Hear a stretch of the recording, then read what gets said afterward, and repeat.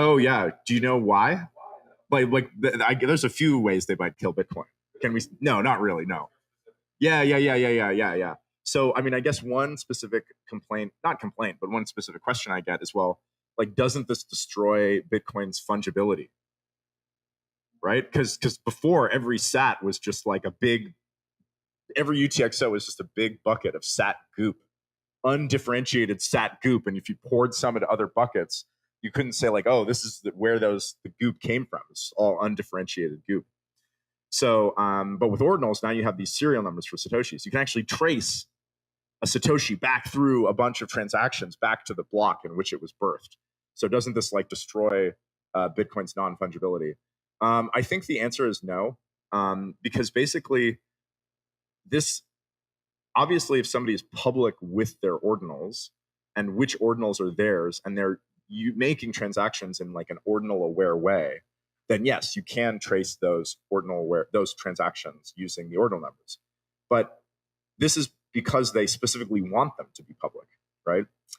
And for a normal Bitcoin user who's making transactions that aren't quote unquote ordinal aware, you're not getting any additional data if you start tracing the serial numbers and assigning special meaning, because they're not assigning any special meaning to it. They're just pouring buckets of sat goop from UTXO to UTXO, and you're like going like, this atom of goop came from this bucket back in the day, and that's just has no meaning. Like, you know, what does it mean? Like in ordinals, you can pay an ordinal as a fee, which goes to the miner, and then goes out through the miner when they sell it on exchange.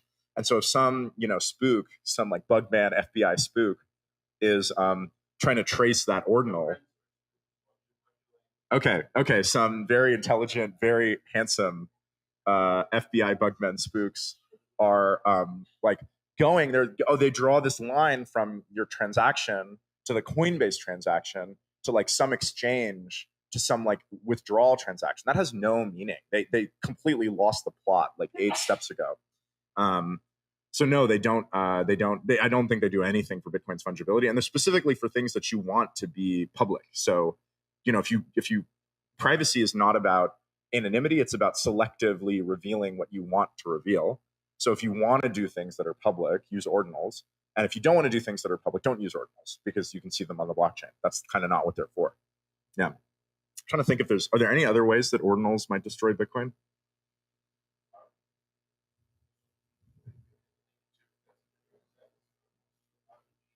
That's good, because we need a robust fee market to develop, right? That Bitcoin security post subsidy, when the new coins being created drops to zero, relies on the existence of a fee market.